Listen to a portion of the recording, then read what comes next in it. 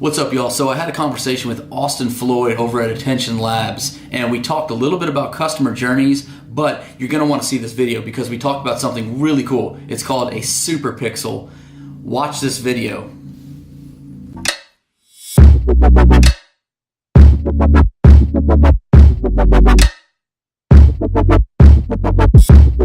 Here with Austin Floyd with Attn Labs.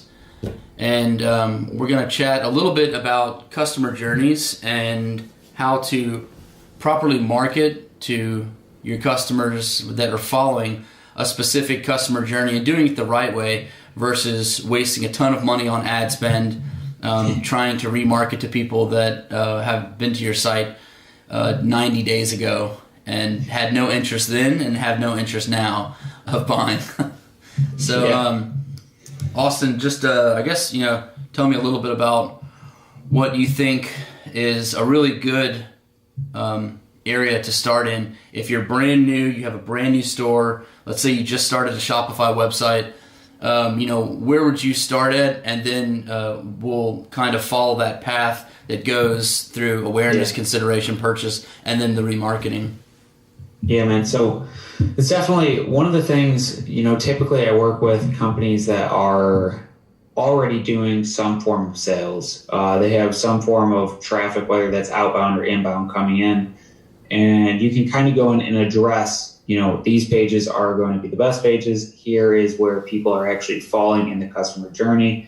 And how can I segment this to talk to them better? When a Shopify store is brand new, we found it really does make more sense to use, I guess, what I'll call like super audiences in a sense, where you're combining a lot of the different interests and a lot of the different segmentation that you would typically actually expand on in different ad sets in one ad set for the time being, because of the fact that you want to be able to generate enough conversions, enough traffic that the pixel actually is firing. So, for instance, we like to set it up in a multi-stage setting, but for a beginning Shopify store, what we would typically do is come in and do the 14-day, the 30-day add to cart plus view, the specific product that we're looking to actually expand on and really drive traffic to. So most stores we found have 1 to 3 products that are like, these are the gold products.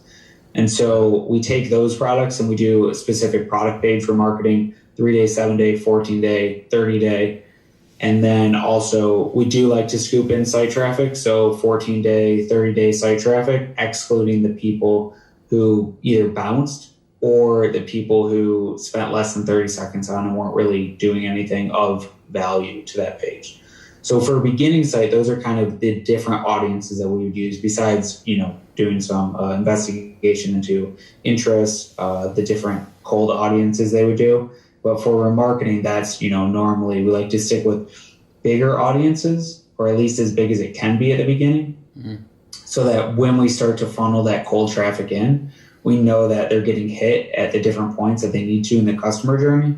And then from there, over time, we're segmenting and breaking out those audiences so that we can actually market to them specifically. Okay. So let's say, because I feel like a lot of people that would watch this video, most people who go and search for videos about marketing and advertising techniques, they're usually not getting sales. So they're trying to find out why they're not getting sales. So I feel like a lot of people who'd watch this would possibly be not getting a lot of sales and trying to fix that and figure out why. So let me ask you this. If you're not getting sales initially whenever you start and you've got your awareness and consideration campaigns going, if you're not getting sales, and most people do the purchase conversion right out of the gate because that's what we want to optimize for. If you're not getting sales, what do you change with your campaigns? And do you switch from going up the funnel like to an add to cart conversion, or do you just go the landing page optimization route with cold traffic and getting just the clicks? Yeah, so at the beginning, I think of everything kind of like a pixel engineer. So I'm like, if I want to direct conversions and purchases what I want, then you do have to start more top of funnel. So oftentimes I'll just start with traffic and I just want to send people there and start to see how they respond. From that, I'll figure out if landing page views make sense, or if I do want to do something like add to cart or initiate checkout or one of the other steps. And that all depends on when I'm looking at actual conversion rates from add to cart to initiate checkout and the firing of the pixel. Is it working properly? Is everything set up good?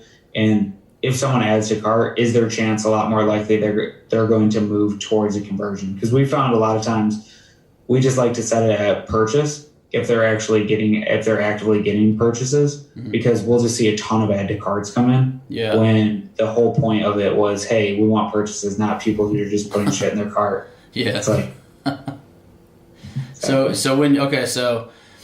that's what you would do for if you're not getting those purchases. So when you are getting purchases and things are, I wouldn't say moving smoothly, because I feel like that's almost like a it's unheard of in e-commerce for things to go smoothly. Things are always breaking and screwing up, and you're always having to deal with new ad creative and on and on. So let's just say you're right below things almost moving smoothly. You're getting sales, and you're starting to implement your retargeting. You've had your site for 30 days. Things are going a little bit less than smooth. So how would you start to retarget and remarket to those people who have been to the website and they've got those add to carts, view contents, purchases? What would you do?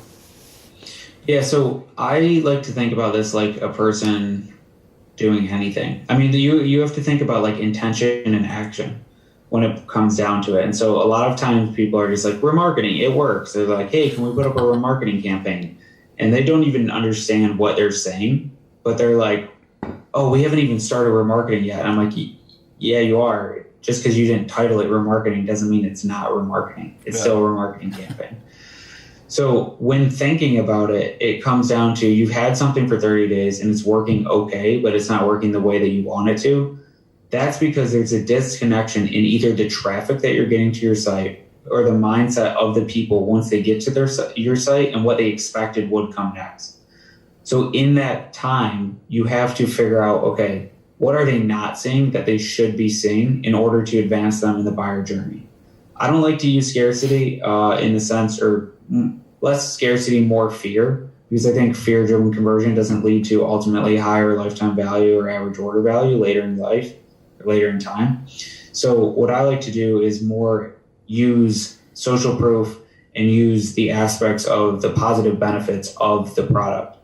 Because I think for the most part, when someone's coming to your site and they're actually taking the actions which are indicators of purchase, so you find like, oh, on site for 5 minutes. You're like, why did this guy not purchase? Most people purchase when they're on site for 5 minutes. Typically, it's because they're just lacking one little thing, which then would put them in the mindset of, oh, this is actually the product I was looking for. So often we like to start the first remarketing sequence, 3 day to 7 day, or 1 day, even at 1 day viewed page remarketing. Yeah. Some short window with a review or something that actually pops and gets in their mind, oh, this is the right product for me because someone just like this just purchased it and loves what they got from it. And so creating that connection with the brand and going, oh, okay, this is actually the thing that I did want. Just like John, because he just bought this and he just said it's his favorite thing ever. Shipping was 3 days and we had live customer support. It's amazing. It's one of the easiest ways to take a store that's doing okay, but isn't doing that great, because you're not actually in the customer's shoes as they're going through the journey. So when you do review-based retargeting and you're displaying those reviews to people, do you typically run those reviews for the specific product that the person looked at, or just general, like any kind of product with a review? And do you do that single image, or do you do it carousel style to where there's multiple reviews on little square images? Totally. So there's a few different ways that we approach this, because we like to, I'm so agnostic to most things. I understand the buyer journey. So it's like creatives, I'm like, oh, cool. Just like, what do you have? And like normally companies are like, how did you just come to the business and start to immediately put things out there? Like we didn't have to like sign off on anything, because we just use what you have, because we know what you have has been working because you've been talking to your customer. So in that sense, we do test square images, carousel, some video, and then with that, I always like to have an emoji, some type of emoji in the review to show like, hey, this was 5 stars, or hey, something along that line. And just making sure lifestyle works really well for most of the brands that I work with, being the CPG e-commerce style, like, hey, this is something that I would want because this person just like me is using it. So I like to use lifestyle for that. You could show a face, you don't have to show a face, whatever you want to do in that picture.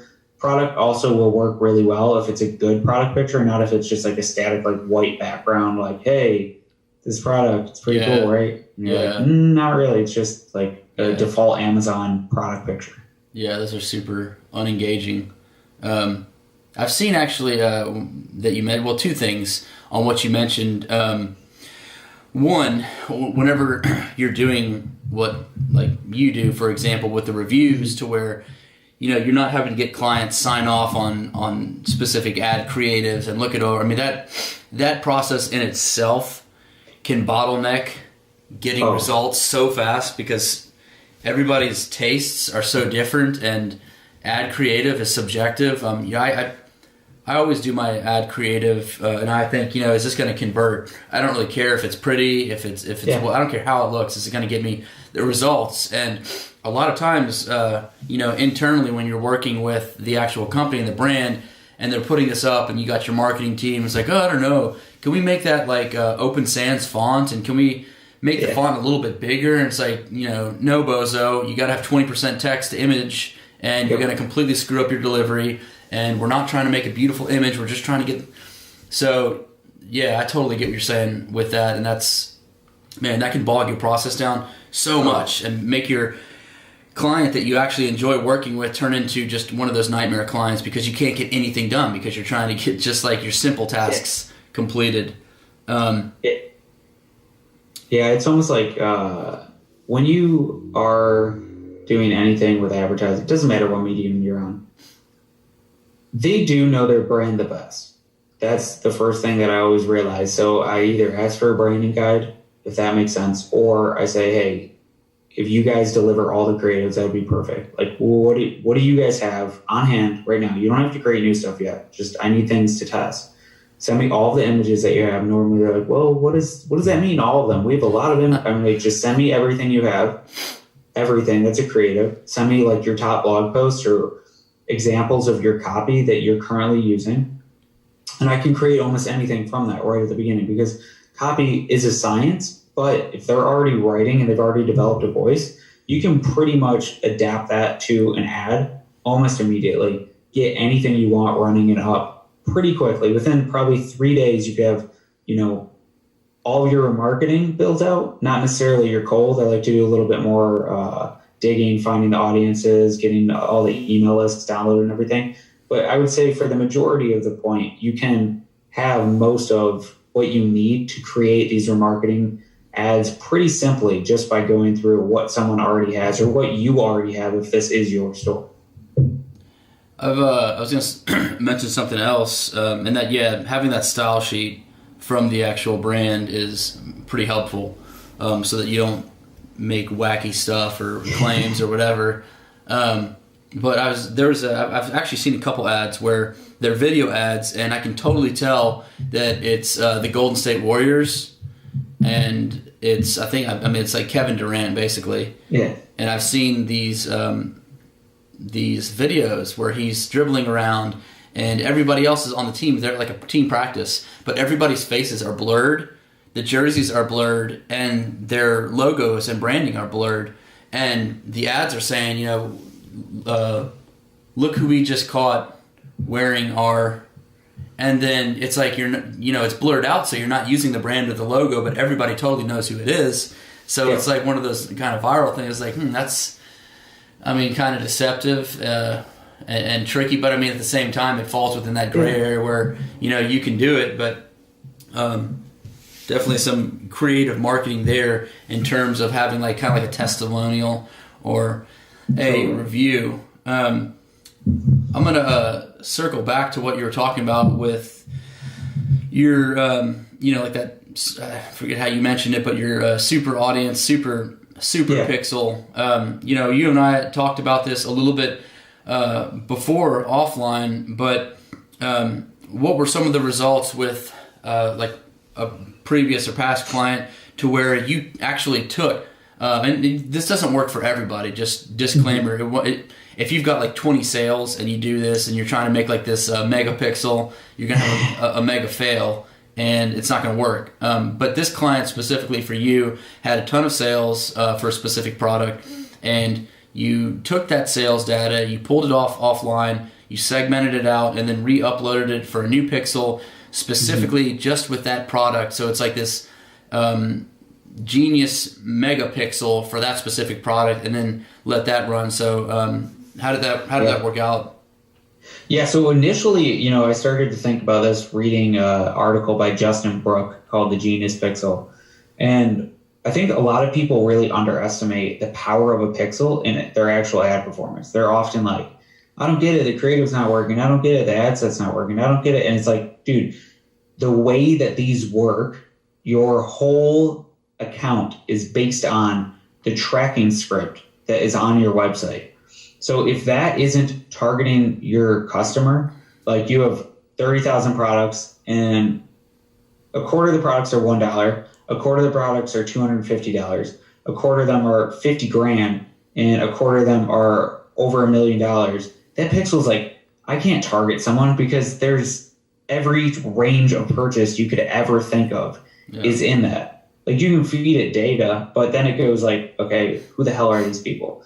So it's almost like when you have, let's say, I like to stick to 1,000 conversions at the least when I'm training one of these pixels. So if you have 1,000 purchases for the one item that you really want to scale cold traffic, you create a new pixel, you use offline event set, you create an offline event set, you upload those 1,000 purchases, they have to be timestamped as an offline purchase event.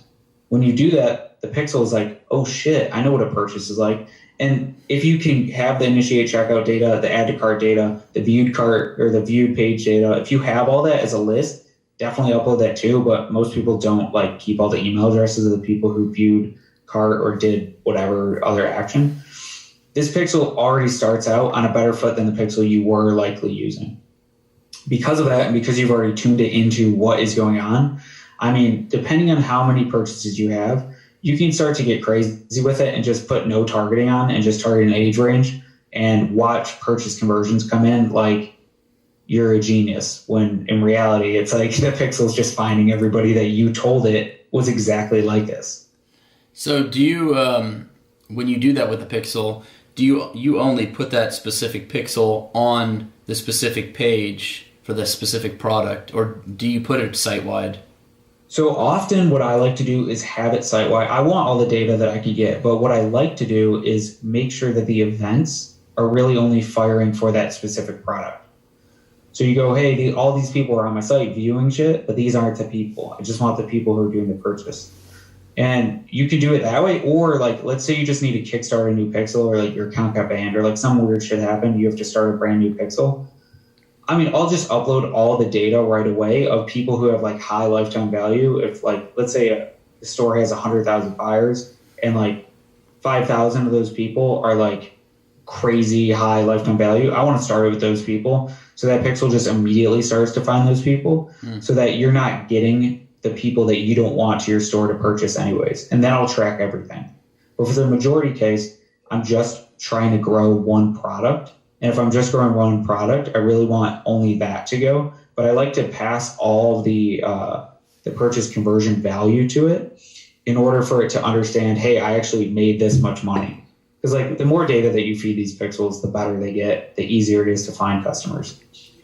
Yeah, I'm not sure how to. I've never done that before with Shopify. Since you just add that pixel on the online store preferences, you add the pixel ID. But I guess you use Google Tag Manager. Yep. In addition to that, I've never tried to pixel a separate pixel and be able to track those purchases on the initiate checkout portion where the cart's up, and then the actual thank you page.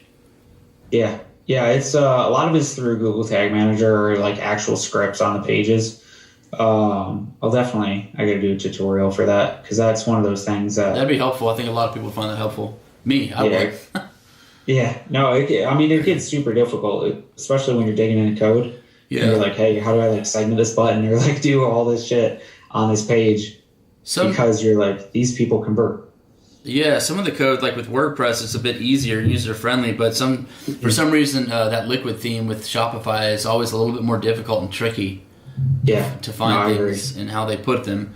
I've noticed that with another store that I've been working on is that, and I can't really tell because I'm using Cart Hook for it, and the tracking, it's like stops whenever you add to cart, and it doesn't show people that are checking out or the purchases on Shopify's end, although it supposedly does track them, because once they go from the add to cart and they start checking out, it goes to Cart Hook's separate little checkout, which it is tracking that stuff. But I do notice conversions seeming like they might be down a little bit, but not exactly sure whenever I pull back all the data, just because I feel like it's not holistically tracking as it previously was. But I do always notice that the average order value is a lot higher because we're able to offer those upsells and those downsells, which, just on a side note, I can't believe Shopify doesn't add the ability to just add an upsell or a downsell to their platform for users. They could bump that up to or include that in like their pro plan or something like that, and man, people would swoop to that because Cart Hook's like $300. I know Zipify is, I think that's like do you know how much that is? 150 or 200? Yeah, I think it's right around there, and then they take a percentage. Yeah, man, that would be super helpful.